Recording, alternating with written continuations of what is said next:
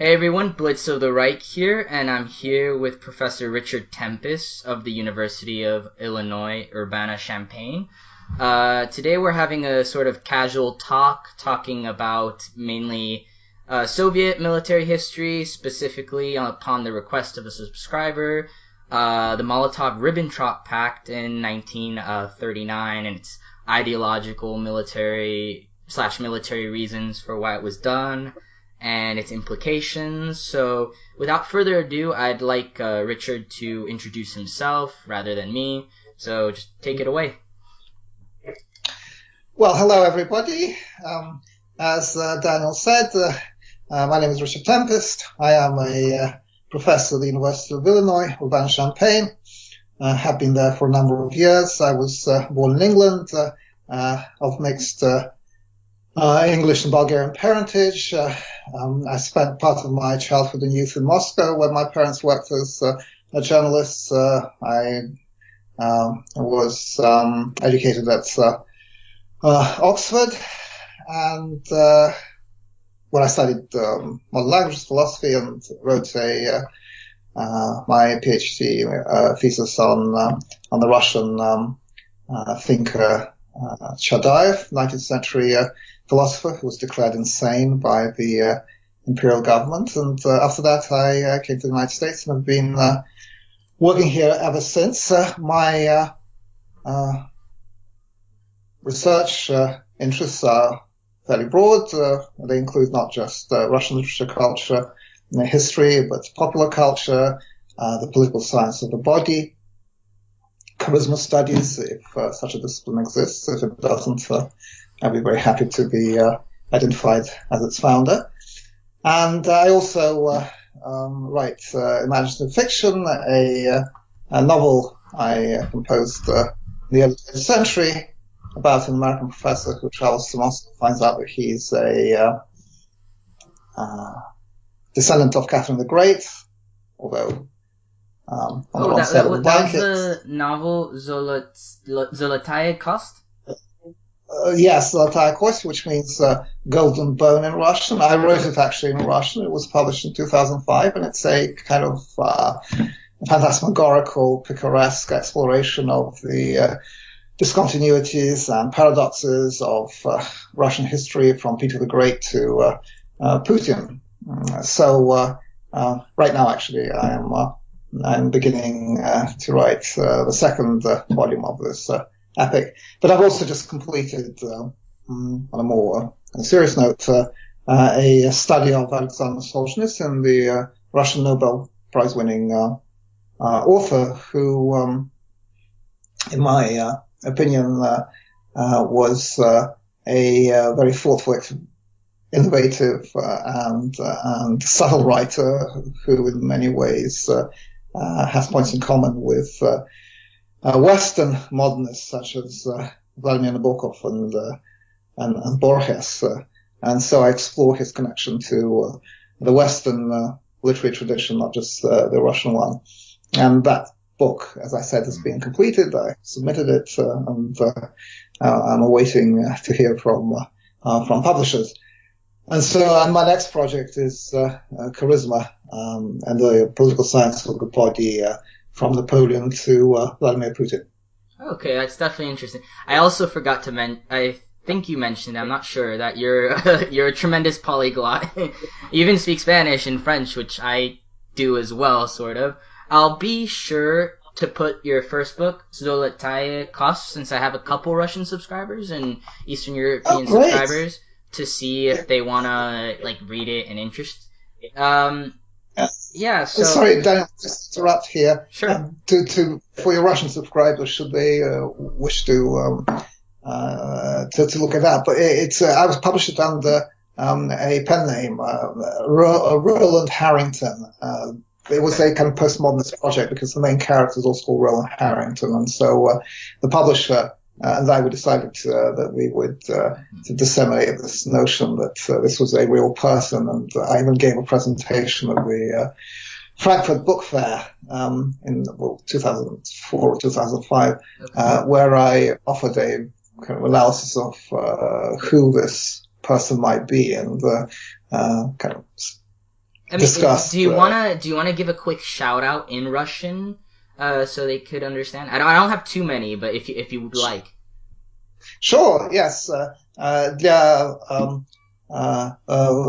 русскоговорящих абонентов сайта Даниэля хочу повторить, что я автор романа «Золотая кость», который вышел под псевдонимом Роланд Харингтон. Это роман пикареск, роман фантасмагория о перерывах постепенности и парадоксах в русской истории. Главный герой — американский профессор русского происхождения, который приезжает в Россию, там знают, что он потомок по почной линии Екатерины Великой и решает стать царем всей Руси. Так что роман этот вышел в издательстве «Новое литературное обозрение». Роланд Харингтон, имя или псевдоним, если хотите, автора. Так что очень рекомендую. All right, that's great. That's it. So let's get to it now with all the introductions aside. Let's talk a bit about the Molotov-Ribbentrop Pact out of a subscriber's request. I'd like to ask you, apart from the very obvious sort of motivations Germany had to not have a two-front war such as in the First World War, in respect to the Soviet Union, what do you think motivated them to do the pact? I know you have the infant industry argument that the Soviet Union was still quite economically young. It had just gone through the purges in the early it had gone through collectivization, the first 5-year plans in the 1930s. But I'd like to hear your insight into sort of the subtle motives Stalin had to sign such a pact. With Stalin, as with any political leader, one should first of all look at his focus on the acquisition and preservation of political power. And in the case of the Molotov-Ribbentrop Pact, he had actually 3 choices. One choice was to continue the rather unsatisfactory and prolonged and inconclusive negotiations with France and the United Kingdom, which had been going on over the summer. The other one was to pursue an opening to Germany, and the third one was to actually stand back and adopt a neutral position in the coming conflict. Always a very pragmatic politician. Stalin chose the option of a pact, in fact, a de facto alliance with Nazi Germany. Now, he was, as we all know, a profoundly skeptical, cynical man who trusted no one, and Hitler least of all. But he had a calculus. The calculus was that in the war that was about to erupt, Germany and Britain and France would exhaust themselves mutually, and that the Soviet Union, by standing apart from the conflict, and also, of course, by gaining territory in Eastern and Northern Europe, thanks to the pact with Hitler, would be in a position then to make itself and its priorities, its interests felt in the post-war world, or perhaps even intervene within the conflict. In other words, in this sense, he was on the same page as the vast majority of political leaders, and indeed most Western military leaders who looked at the Second World War as a conflict that would run along the same lines as World War One. So you'd have positional warfare, very exhausted set of combatants. Yeah, go ahead.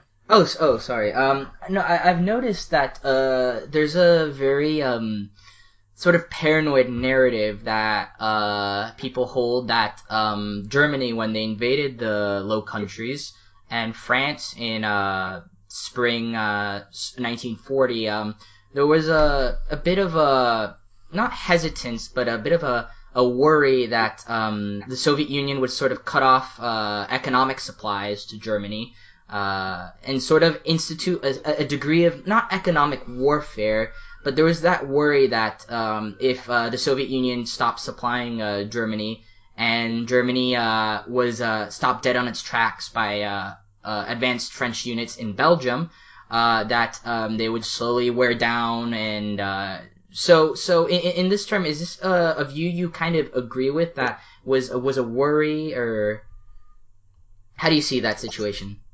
Well, no, I would say that as far as the German war leaders are concerned, they certainly had these thoughts about the Soviet Union, which by becoming a major supply to Germany of raw materials after Germany was blockaded by the Western Allies, made itself well-nigh indispensable to the German war effort.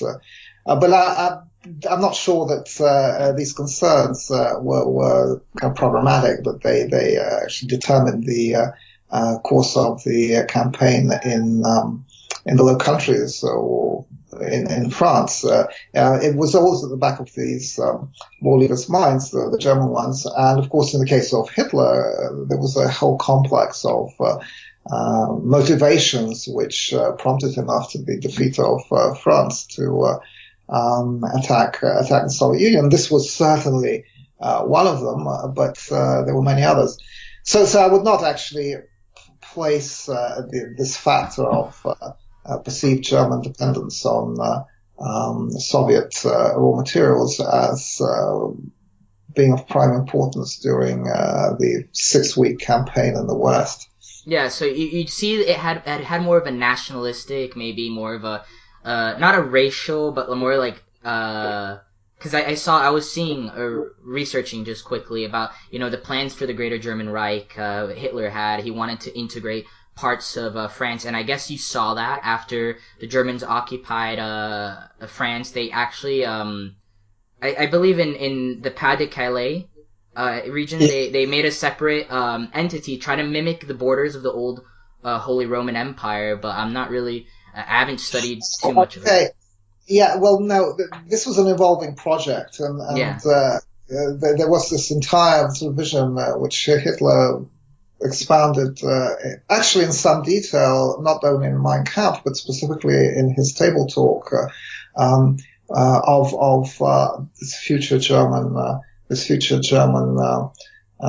empire, which would, of course, involve huge population transfers and genocides, and the settlement by German colonists of the more salubrious parts of the Soviet Union. But the thing is that there were other actors in Nazi Germany who had a great degree of autonomy. What sometimes we don't appreciate is the way in which Hitler delegated not just the day-to-day running of the party and the state and the economy, less so, of course, the military, but also the way in which individual actors within Germany had their own, sometimes competing visions about this future German empire. For example, in the case of Himmler, and I think you're referring to these Himmler ideas for an SS state called Burgundy, which would have been associated with or part of, in some sense, of the Greater German Reich, but where the SS would be the state power. And okay. I think that's what you're referring to. But most of this remained in the realm of homicidal fantasy, and the Germans did not have the time or the resources to begin this process of empire building in the institutional sense. What they did have time for, of course, as we all know, was straight genocide and destruction. Mostly, of course, in the East, Poland and the Soviet Union, Yugoslavia, also not so much in the West. Okay. No, I totally understand that, especially with the Einsatzgruppe that were positioned all over the Eastern Front, killed about millions of people. I think about 2 million Jews in 1941. I'm not sure about the stats, but you also had the structuring of the Reichskommissaries. Like you have the Baltic Reichskommissariat, the Ukrainian, and probably there was Caucasian one? I'm not. Yes, it's the Reichskommissariat Caucasus, Reichskommissariat Muscovy, Reichskommissariat Ruthenia, that's the Baltics and Belarusian, Reichskommissariat Ukraine, and then of course you had Reichscommissioners elsewhere, for example in Norway and in Holland, but specifically in Eastern Europe and in the former Soviet Union, or the territory that the Nazis occupied in the USSR. That was the territorial administrative arrangement that was meant to underpin this eventual policy of ethnic cleansing, ongoing policy, of course, of genocide, and also the colonization of these spaces by German settlers. That policy actually, genocide plus resettlement of ethnic Germans, was carried out on a also very vast scale in the newly incorporated territories of the Reich, which used to be Polish. What they did there was not only ghettoize and then deport and murder Jews, but they also deported hundreds of thousands of ethnic Poles and introduced German settlers into those areas that Germany annexed after defeating in 1939. And this relation, because we have been talking previous to the actual recording conversation about the German military performance in World War II and the way in which it matches up against the Soviet one. What I would like to mention is an idea of mine which I have been thinking about a great deal. Is that actually, if you look at the German performance, the performance of the Wehrmacht in Poland and in Norway in 39-40, it was not actually all that impressive. I mean, it took the Wehrmacht 6 weeks to subdue Poland, which was vastly inferior in terms of its military power to Nazi Germany, and which also had to fight a two-front war with the Soviets coming in from the east. And just compare that, for example, with Napoleon's invasion of Prussia in 1806, when he defeated the entire Prussian army within the space of 2 weeks, and within a month had occupied virtually the entire kingdom. And that, of course, is the core part of Germany, and the country that eventually became Nazi Germany. There was no mechanical transport. This was done essentially on foot. So if you contextualize those campaigns with in the framework of previous, especially Napoleonic campaigns in Western Europe, you will see that the Germans, up to the invasion of France, did not perform that well. This whole notion of blitzkrieg actually was pretty much invented by Western commentators. The Germans did plan for short campaigns for logistical reasons more than anything else. But it was, of course, the defeat of France that created this aura of invincibility for the Wehrmacht, and that defeat again took place partly as a result of fluke, because the original German war plan, which was a replica of the Schlieffen plan, was very unimaginative, and while it may have resulted eventually in a defeat for the Allies, did not promise the kind of strategic breakthrough that the offensive via the Ardennes, which was advocated among others by Manstein, accomplished. So we have to kind of be careful when we look at the Germans, and just again look at the Operation Barbarossa, the one that we've been talking about, and how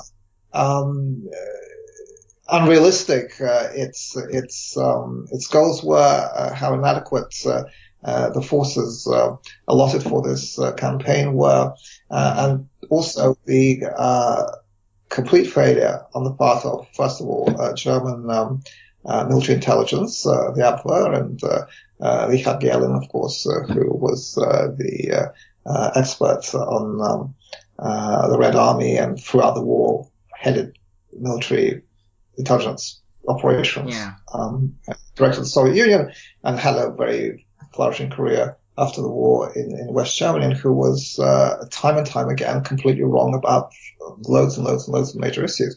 There's that, and then there is also perhaps more importantly, in the case of the first 4 months of the war or so in the East, the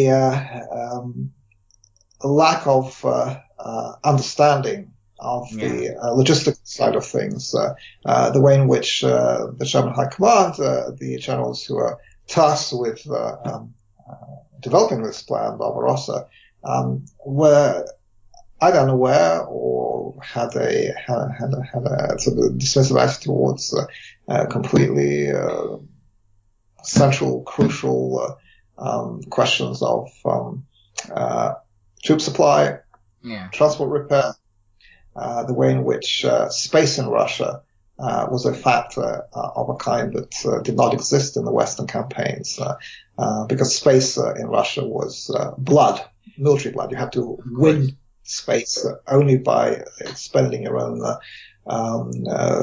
soldiers, and the Germans did not actually conduct a cold-blooded mathematical calculus of how that could be accomplished, unlike, let's say, the Americans in 1944 when they invaded Western Europe, and who did this in a scientific way.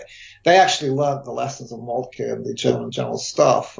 I think General Marshall and the other Allied, but especially American leaders, much better than the Germans themselves.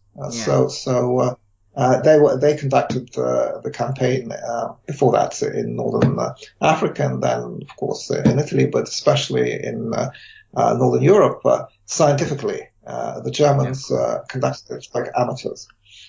Yeah, of course. I was interested in that because Frieser, I believe, the German historian Frieser, this channel called Military History Visualized, the German YouTube channel on military history. I've gotten into arguments with him before on German performance in especially in Dunkirk and whatnot. But Frieser, a source he cited, it's interesting, argued that the invasion and fall of France in spring of 1940 was a lot of it had to do with luck, more than military prowess or military proficiency, so to speak. So you're talking about the sense of German invincibility was sort of propelled by the victories of 1940, maybe even early 1941 with the Yugoslav campaign. But yeah, it's quite interesting how he talks about how it was essentially a lucky gamble in a sense. And you mentioned as well in the Eastern Front, this not arrogant, I don't want to say arrogant, but it kind of is this like hard-headed view by German commanders, especially Erich von Manstein, about with his post-war memoirs, sort of always blaming Hitler for everything, even though, for example, in Moscow, when the Russians launched the counteroffensive after Operation Typhoon, Hitler did the Stand Fast order, and as Dr. Jonathan House, another historian, cited, that essentially saved the Wehrmacht from pretty much freezing to death in late 1941. So, yeah, I completely understand that. But going back quickly on the Molotov-Ribbentrop Pact, do you see, because, for example, you mentioned the French and the British negotiating with the Soviet Union, that was one of their options, and you're completely right with that, because I researched in David Glantz's book, as I mentioned, When Titans Clash, that they actually only sent junior-level representatives to Moscow. So Stalin, being the pragmatist that you say he is, probably noticed this this lack of seriousness by the Western allies, because they're only sending junior level representatives to liaise with people like I believe was it Lituanov, the previous Lituanov was the foreign minister, but he was replaced actually by Molotov, in the spring of by Molotov, right? Yeah. Now, the head of the Soviet delegation was Kliment Voroshilov, Soviet marshal, a complete entity in terms of as a strategist. Did terrible in the Winter War. Yeah. But he had political heft. He was a confidant of Stalin, and of course he was not an independent negotiator. He was essentially communicating to the British and French representatives Stalin's own positions. What you also have to understand here that absolutely the British and the French sent that second order personnel to conduct these negotiations. Very notoriously, they sailed by slow ship rather than flew by quick plane. Yeah, but the thing is that one has to understand why. You might ask, and by then, by the spring of '39, it was pretty obvious that Hitler was a menace, that he could not be trusted, that he had to be stopped, and probably stopped by armed force. So why would the Western Allies be so reluctant to engage with the Soviet Union? And there are a number of reasons for that. One, of course, is the pragmatic one, if you like, within the frame of reference that the West had, and that was that the Red Army, after its experience of the purges and the terror, would not perhaps be as useful an ally as previously thought. Another one was the sort of lingering dislike and fear and actually disgust, I have to say, that the Soviet Union provoked among huge swaths of Western public opinion in the 1920s and 1930s. We all know about the left and how they went to fight in Spain, and how substantial portions of the socialist movement, let alone the communists, in the West looked to the Soviet Union for inspiration as a model. But a much larger body, perhaps not as artistically or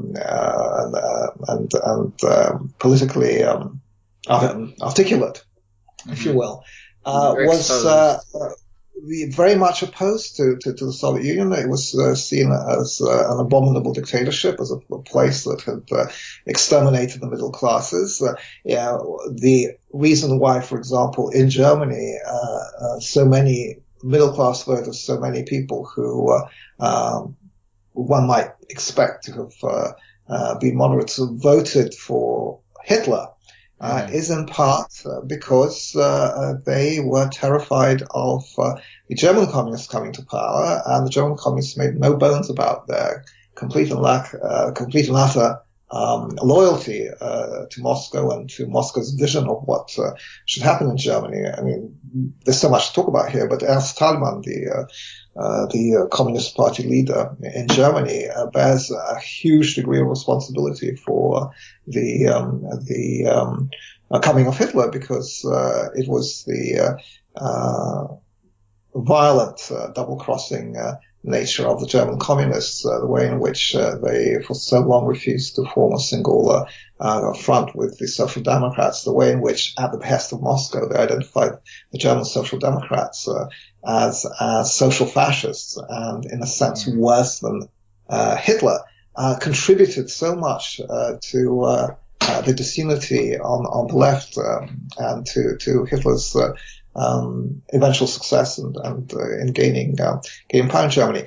So you have these contexts, and there's so much more one can say. And of course, you had voices in the West. Of course, most famously Churchill, who did advocate an alliance with the Soviet Union. And Churchill, we can remind ourselves, was a diehard anti-communist and had been one of the chief proponents of military intervention in Soviet Russia after the revolution. But he also was a very clear strategic thinker. He was a very romantic figure in many ways, but in terms of strategy, he always had his eye on the ball. So going back to the Hitler-Ribbentrop question, the pact, another point that has to be made here, the calculus that the Soviets had, specifically Stalin, who after all made all the decisions. Stalin was he was not a particularly brilliant thinker. He was not intellectual giant, as Soviet propaganda, of course. Sorry, can you repeat that last point? It cut off a little bit.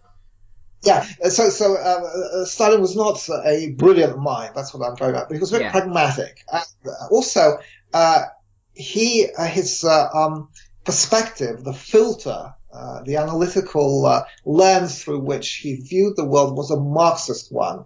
Now, one can argue whether he was a true Marxist or not, whether he was a Oriental despot, as some historians have called, especially in Russia.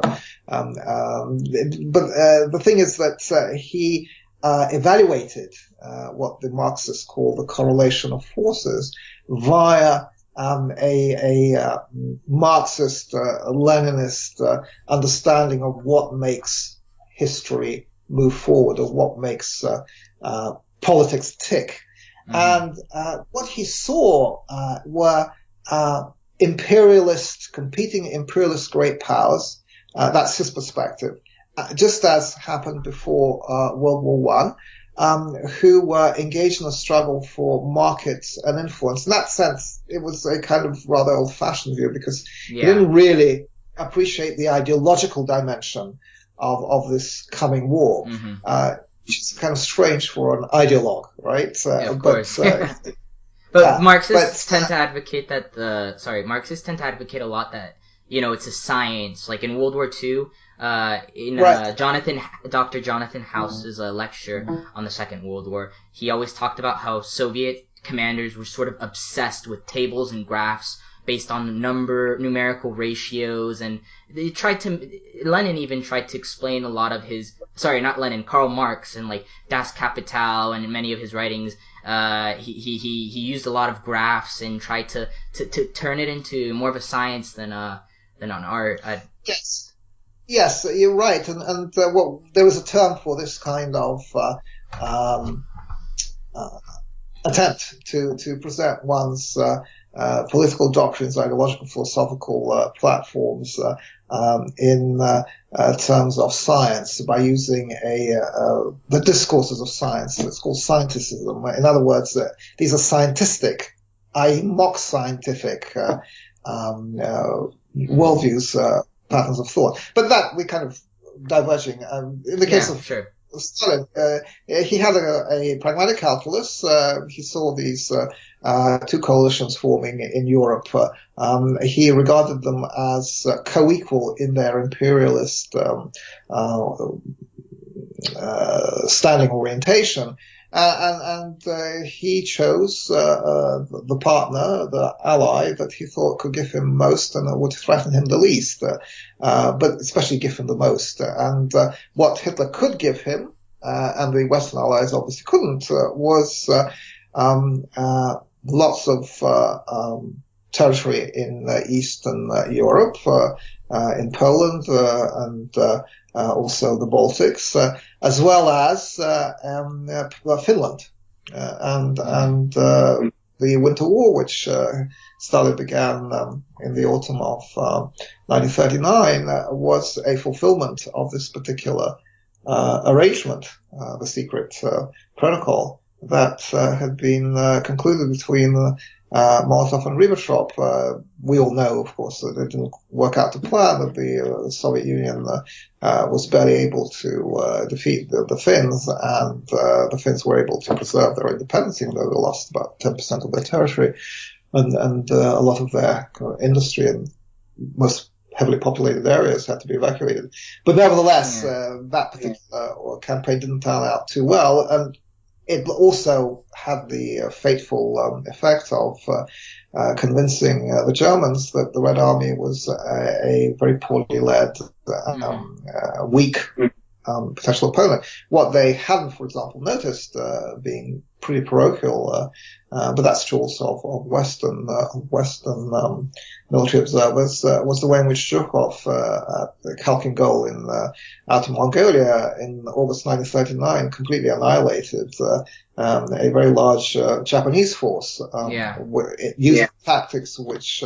he then 2-3 years later repeated at Stalingrad with a double envelopment. So that was noticed, by the way, of course, by the Japanese who suffered that defeat, and that particular operation led them to eventually turn south against the British and the French and the Americans in the Pacific and East Asia, rather than join Hitler in his campaign against the Soviet Union. So they sort of learnt a lesson, which was not a vicarious lesson. It was a direct lesson that was taught to them by the Red Army, by Zhukov in 1939, whereas the Germans, as observers, saw the Red Army underperforming. No, I completely... So even with the defeat of the Japanese, Kuan, I can't pronounce the name, starts with a K, the army in Manchuria, even with defeat of that... The Quantum Army. Quantum Army. Yes. Even with the defeat of that force, let's say the Germans... Do you think Hitler would have been able to persuade the Japanese to sort of reorientate themselves to the north again rather than going to the south? Or do you think it was kind of, that was a critical juncture in the Japanese military's like development, that they had to push south for the resources in Southeastern Asia and whatnot? Well, again, of course, one has to kind of look at the nuances of the geopolitical military picture here. Point one would be that Germany and Japan, even though they had an ideological and military alliance, were not really true allies. They did not coordinate, they did not correlate their military operations on a global scale, unlike eventually the Western allies in the Soviet Union. Second, Japan itself, the Japanese Empire, the Japanese political military establishment was bifurcated between the army and the navy, and they had competing priorities, and in fact, if you like, fought competing wars with the armies, for example, in China, which was in some ways very similar to the Germany's war against the Soviet Union. You had a seemingly superior, better organized, more mobile force penetrating deep into enemy territory and never being able to inflict a decisive defeat on what seemed to be a much more inferior opponent. But anyway, the thing is that the Japanese, having received the bloody nose in 1939, were very reluctant to invade the Soviet Union unless and until it was clearly defeated by the Germans, and it never was clearly defeated by the Germans, hence the Japanese didn't invade. So in that sense, that operation in Outer Mongolia, the Battle of Khalkin Gol, was one of the kind of turning points of world history, because had the Japanese joined the Germans at some point in 1941, or perhaps even 1942, in their invasion of the Soviet Union, that might have been a factor that could have, might have led to a Soviet defeat. Although even there, one kind of wonders, because if you aggregate the military, demographic, economic resources of the great alliances, as Churchill called it, and the Axis powers, there is really no conceivable scenario in which you can see the Axis winning World War II at any one of its points. Really? So, wow. Anyway, yeah. I mean, no. No, go ahead. Good. No, that's my position, and people might disagree with me because there were, for example, instances on the Eastern Front in the summer of 1941, specifically, where the road to Moscow was open. And there was actually a kind of operational pause when in the summer, late summer of 1941, when Hitler and his generals were debating where to conduct the next stage of Barbarossa, and the generals who thought in traditional sort of Napoleonic terms believed that a straight march on Moscow, the defeat of the remaining forces that the Russians had there, and especially the capture of Moscow, not only as a sort of symbol of Soviet nationhood, but also as the most important communication hub in the Soviet Union. That should be the primary war goal, whereas Hitler advocated economic considerations, capturing the Ukraine, food, oil supplies, and also, of course, defeating the very large mass of Red Army troops that would have threatened the flank of any German advance in Moscow. True, yes, the Soviets the very few forces in front of Moscow, but they still had substantial forces in Ukraine. So all this essentially boils down to speculation and counterfactual historiography. I would also say, I mean, you did, even with that open flank around Kiev, with the multiple Soviet armies there, with like, you had commanders like Kirponos, who was very good, probably one of my favorites, because in the early stages of the war in the southwestern front, he did so well against the Germans, even though he had more equipment, like more T-34s, KV-1s. But concerning the Smolensk axis, I think the Soviets did quite well in the Yelna bridgehead. They managed to push the Germans back, I think 30 kilometers, and actually I think the attrition from the Mogilev encirclement, the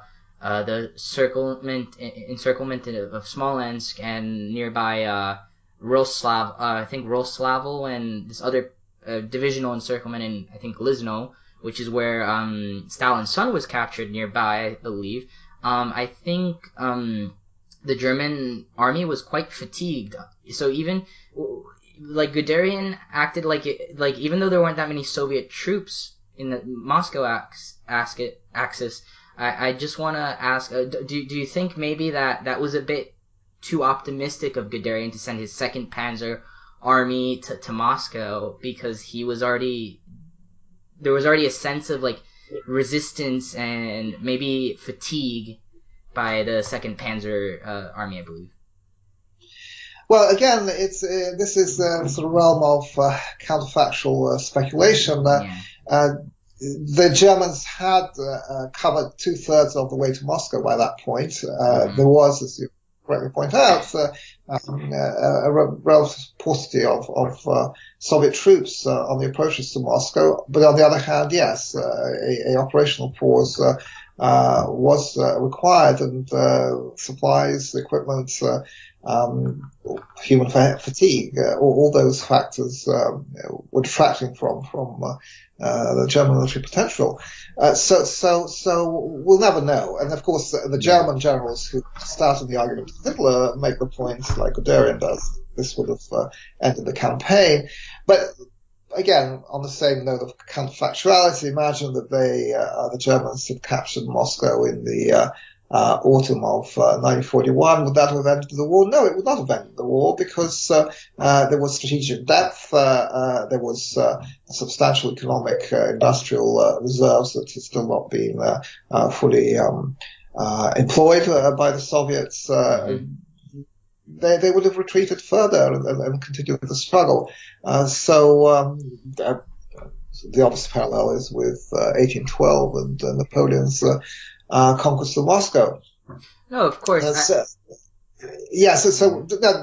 just to finish my point, Daniel, what I'm saying is that you can kind of game out various scenarios which envisage particular defeats suffered by the Allies, and especially the Soviet Union, in the early years of the war, when the Allies were at their weakest and the Germans were at their strongest. But even so, you can't really, I don't think, come up with a plausible scenario that suggests either a German or a Japanese victory in World War II. It's just opposing forces were so disparate, the size of the forces, and also one has to say the quality of leadership. There is a story that Churchill nixed a operation to kill Hitler in his mountain retreat, Berchtesgaden, in the Bavarian Alps, because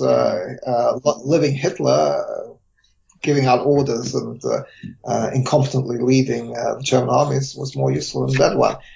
So anyway, that's no, I completely understand. I was actually looking because I saw a video, just to sort of wrap up, I guess, the whole I guess video. I saw a video about what would happen if the Germans won the Battle of Stalingrad, and the video kind of pointed out that like maybe the Germans would have eventually landed a truce with the Soviet Union, but you point out that they pretty much had no chance. And the author of the video even said it was pretty much like they'd have to be extremely lucky. But I was quite interested because if such a scenario would have happened, I mean, Russia still had quite like troops in Persia, I believe, in the Caucasus. That would have been a barrier. And also, don't you think the access between Rostov and the front line, the closest front to the sort of divides the bulge in the Caucasus from the other parts of Russia. I mean, can't you sort of anticipate that the Russians would have thought about cutting that off the way they did in Operation Little Saturn?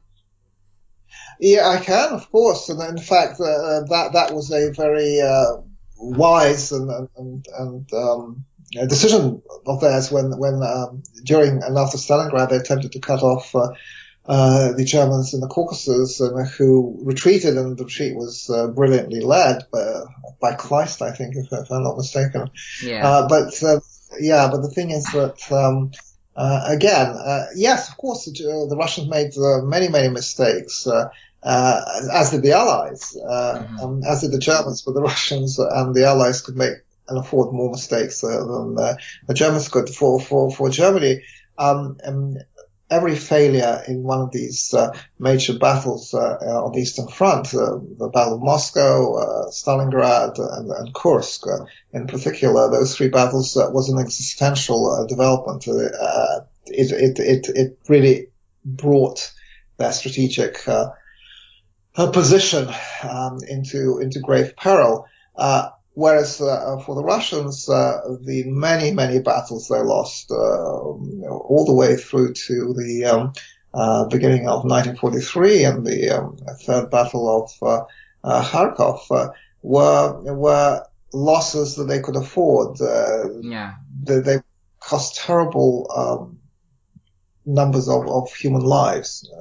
Soldiers died in their millions, actually.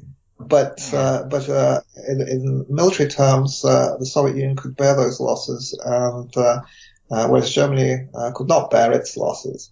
Yeah.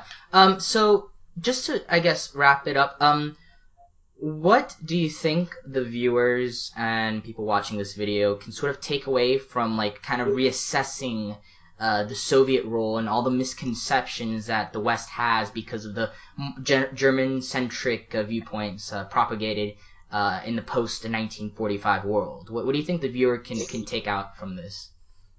Well, the first point to be made is that the back of the German army was broken on the Eastern Front, that Germany lost the vast majority of its troops and equipment fighting the Red Army between 1941 and 1945. Second, that it is natural for us living in the West to prioritize and to be more familiar with our own side, and the way in which British and American, or French and other armies fought against the Germans. It's just closer to home, both in a geographical and a cultural sense. But we have to be aware that the fate of the German army was decided on the Eastern Front. Thirdly, I would say that there is another reason why people in the West tend to underestimate or sometimes be totally ignorant of the way in which the Red Army fought against the Germans, and that is the very poor quality of Russian military scholarship under the Soviet Union, and the way in which the memoirs of the Soviet generals in World War II, with very few exceptions, were flat, wooden-written propaganda dross. So when they were translated into English, they really made no impression on the popular imagination, whereas the memoirs of course, Western generals, whether it's Bradley or Montgomery or many others, and also the memoirs of the defeated German generals like Manstein and Guderian and Tippelskirch, and he wrote the history of World War II, but many others who gave their own spin on the war on the Eastern Front and emphasized, very correctly by the way, the tactical brilliance of the German Wehrmacht. Tactically, they were brilliant. They were really superb because where tactics is concerned, Hitler and his sort of cretinous generalship did not really tell. But as soon as you went to the operational and strategic level, of course, the Nazi regime, its ideology and its centrality, the centrality of Hitler's views on the military affairs, that determined the outcome. So anyway, you have all these sources, movies, popular culture, they all work to implant in people's mind the West that the Second Front, the Western Front, the campaigns in North Africa and Northern France were the key. Which in sort of grand strategic terms, they were not. They were essential, and Western supplies to the Soviet Union were essential because the reason why the Red Army was able to cover the distance from Moscow and Stalingrad to Berlin in the space of 2 years or less, was because it was motorized. It was motorized because it had jeeps and Stubecker's, and otherwise they would have to plod. Just like, by the way, the Germans plodded back to Germany because whatever mechanized component they had, and it was never a particularly important one or major one, was completely overwhelmed by the American supplied Allied and Soviet one. So in the end, what you had was the German army, supposedly sort of superbly well organized and equipped and led army of World War II, relying on horses, and the supposedly inferior Red Army riding into battle in American-made trucks and jeeps, and of course, by the way, employing, as you noted, Daniel, superbly built tanks. The T-34, before that the KV-1, but also the IS-2, the heavy tank that they built specifically. To countenance the German Tiger. So if you look at the quality again of Soviet equipment in World War II, the Soviet-made planes and tanks, they were easily on par with that of the Germans and the Western Allies. So we quite beyond the fact that the Eastern Front was an abattoir. It was the most horrible conflict battle in history. It was essentially a series of organized massacres inflicted by the two sides against each other. World War II as a whole was a horrible conflict. We all know that. But it's most genocidal. It's most cruel, brutal aspects were focused on those areas of Europe which were to the east of the Rhine and the Elbe River. Auschwitz, all these battles, the massacres in Poland and Eastern Europe and the Balkans, all that is part of World War II. Yes. And so, to sum up, my point, sort of meta point, if you will, is that we need to see the whole picture, as indeed the more thoughtful historians of World War II were able to do. Churchill, of course, is a prime example, because in the memoirs he did acknowledge and he did depict the contribution of the Soviet Union. Doesn't mean that Stalin was a great war leader. No, he was a very mediocre war leader. And unlike Roosevelt, for instance, he did not know how to delegate, or only learned how to delegate to a certain extent after suffering major defeats in the first 2 years of the war. But he did acquire a modicum of competence, managerial rather than strategic, and was able to preside over this great Russian victory.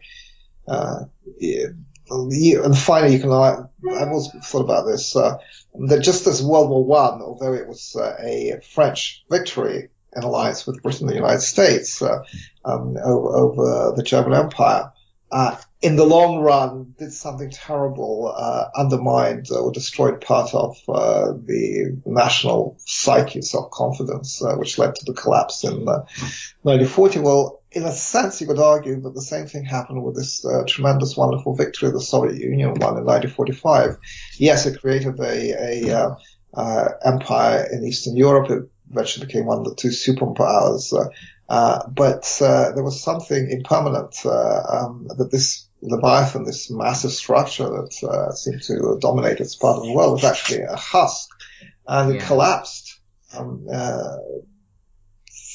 quite unexpectedly and precipitously, imploded in 1985 to 1991. And I see that, unlike many political scientists and historians, as a direct consequence of World War II, because it was winning that war that took something out of the Soviet Union, the horrible losses, the incredible traumas, just the immense suffering, which is completely unimaginable. That was experienced by millions of people in Russia and Ukraine and elsewhere. I mean, all that had a weight that eventually did tell, just like in the case of France in 1918. Seemingly great victory, the Versailles Peace Treaty. France is the preeminent military power in Europe.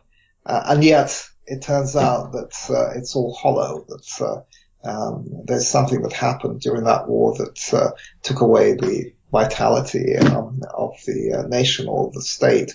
Well, I see the same thing happen in the Soviet Union between 1945 and 1991. The collapse of the Soviet Union, in other words, is a direct consequence, in my book, of victory in World War II, the suffering experienced by the Russians. The never again attitude sort of really penetrates the Soviet psyche, as David Glantz would put it, but like you point out, that's a very interesting perspective, that essentially, in a sense, the fate of the Soviet Union was sealed by the war, by the catastrophe caused by the war. And every time, I would feel, I have the impression that every time a side loses a war, they actually seem to have even more of a resolve, like with Germany in post-World War I. Even post-World War II, even though Germany's been quite peaceful, I felt the German states, the West Germany, and the absorbing of East Germany in I believe 1990, was it? It's been more 1991. 1990. No, sorry, 1990. You're right. October 1990. So, it kind of has more of a continuity. But just, I guess, to wrap everything up, who was your favorite general in the Second World War? Based on, I guess, whatever criteria you want. That's a tough question because, first of all, I would say that I admire, and this is not an opinion that a lot of military historians necessarily share, but I admire Montgomery. I admire him not because he was the most brilliant general. He was a very charismatic figure, but we all know that he was a bit of a plodder. But what I admire about him is that unlike so many other leaders in the West, like the Soviet Union, Nazi Germany, elsewhere, he actually prioritized the survival of his troops. And a lot of the sort of lack of panache, the way in which he would very methodically conduct his operations, was due to a desire to prevent his soldiers from getting killed. That's something that might not be perhaps the most efficient military technique, but just in human and moral terms, I find that very attractive. So I would put Montgomery as one of my favorites. But is that okay? Sorry. Again. Yeah. Another figure who's perhaps not as well known, but whom I really do admire greatly, was the chief of the Soviet General Staff for much of the war, Marshal Vasilevsky, who formed a very effective working relationship with Zhukov, who was a friend of his, but also with Stalin, and kind of learned how to manage Stalin. Yeah, I've heard he was quite. I forgot was he more in like the Dnieper in 1943, like in the Ukraine? I can't remember exactly what part of the front he was in too much, but I do know that he was quite a proficient general. Well, don't confuse him with Rokossovsky, who's another. No, I know, yeah. Yeah, no, but Vasilevsky, it's a very interesting figure, son of a priest, if memory serves, and who had to kind of pursue a career despite such questionable antecedents. Anyway, he was a consummate military professional, an excellent staff officer. And as I said, he knew how to coordinate. He knew how to coordinate these different fronts, army groups in the east, but also he knew how to manage, how to convince Stalin of the rightness of this sort of professional way of conducting military operations. Zhukov, who is often sort of identified as the greatest Russian commander of World War II, in my book, he definitely had great strategic ability. He was a strong personality as a military man, not as a moral figure. He was a moral coward, as his relationship with Stalin shows. Later on with Khrushchev, he would always obey his political masters, even when they humiliated him in the most horrible ways imaginable. But as a military man, he was an impressive figure, but he didn't care about casualties, and actually essentially boasted to that effect to Eisenhower, using soldiers, Red Army men, to walk essentially across minefields. That's not the most efficient, or if you like, the most moral way of conducting a military operation. Oh, and I was about to say Vasilevsky. I can't remember. I feel was he the one who did he replace Voroshilov in Finland? Because I remember that they had war games going on in 1940 between a red and blue team in Moscow, and I can't remember precisely. Zhukov was in one, and a commander starting with an M, was it? I can't remember. M. But essentially, someone was replaced from chief of staff. I can't remember precisely off the top of my head who was the chief of staff pre 1941. But yeah, I sort of remember. But did he replace Voroshilov? No, he didn't replace Voroshilov.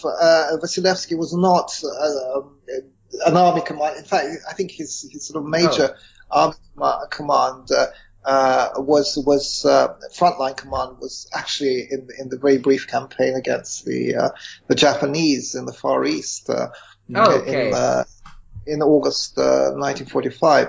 But he replaced, if I'm not mistaken, Shaposhnikov. Shaposhnikov, yeah. Right. I remember. Yeah. Okay. Okay. Well, thank you so much for your time, Richard. We couldn't get to the dissenting factor, the dissent movement in the Soviet Union in the 70s. I kind of wanted to keep, I guess, some continuity, not to confuse people. But I mean, if you would like, we can do another interview sometime in the future where you can talk about literature, because I've been starting to read a bit of Pushkin, and I'd love your take on him. Specifically Dubrovsky, I believe. But thank you so much for your time. I really appreciate it. I appreciate your interesting insights new things that I've learned, and I really hope all the viewers take something from this. And yeah, if you would like to say some words before, feel free. Well, no. I also want to thank you, of course, Daniel, and extend sort of welcome and also goodbye to your subscribers, and so commend you for the way in which you are putting together this project that incorporates so many different lines of inquiry and tries to shed light on aspects of history which often tend to be ignored, such as, for instance, in this case, the Eastern Front. And then, on a personal note addressed to you specifically, Daniel, can you send me the link when you put up the talk or the text? Yeah, sure. It's gonna be very simple. I'm not like a huge expert, but hopefully, what I'm gonna do is I'm just gonna put a picture of you. You can send me a picture of whatever you want. I'm going to put a static picture of you in the thumbnail and a static picture of me, and it's just going to have captions saying interview. It's going to be more like a podcast, so it's just going to be static pictures. I see. And we're just going to be talking.